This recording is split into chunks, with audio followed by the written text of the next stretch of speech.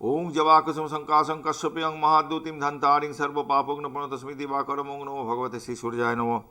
মকর লগ্নের জাতক জাতিকা বা মকর রাশির জাতক জাতিকা, আপনাদের বৃহস্পতি ট্রানজিট করছে 7th হাউসে কর্কটে, যখন যাচ্ছে বিয়ের জায়গাটা দুর্দান্ত খুলে গেল। যাদের বিয়ে আটকে ছিল বিয়ের জায়গাটা খুলে গেল, নতুন ব্যবসা, একদম ব্যবসা চলছে না সেই জায়গাটাও ভালো হবে, নতুন ব্যবসা চালু করার জন্য আইডিয়াল টাইম একদম 2 তারিখের পর, মানে জুনের 2 তারিখের পর।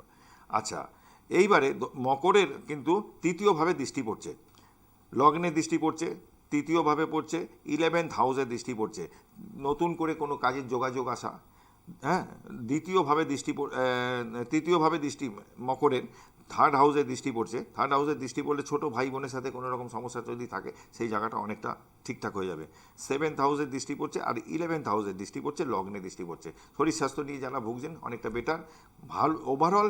আমার মনে হয় যে এই যে কর্মক্ষেত্রে যারা আছেন, কোনো জ্যোতিষ জগতে যারা আছেন, মিডিয়া জগতে যারা আছেন, যে সমস্ত কাজগুলো তারা করছেন, আগামী দিনে কিন্তু তাদের বিয়ের জায়গাটা যেরকম খুলছে, পাশাপাশি ব্যবসার জায়গাটা খুলছে, এবং তার নিজের যে প্রফেশন আছে সেই প্রফেশনও কিন্তু খুব খারাপ রেজাল্ট হবে না। 3rd হাউসে বৃহস্পতি যখন দৃষ্টি দিচ্ছে, যোগাযোগ বাড়াবে, কানেকশান করবে, বহু লোকের সাথে যোগাযোগ করাবে।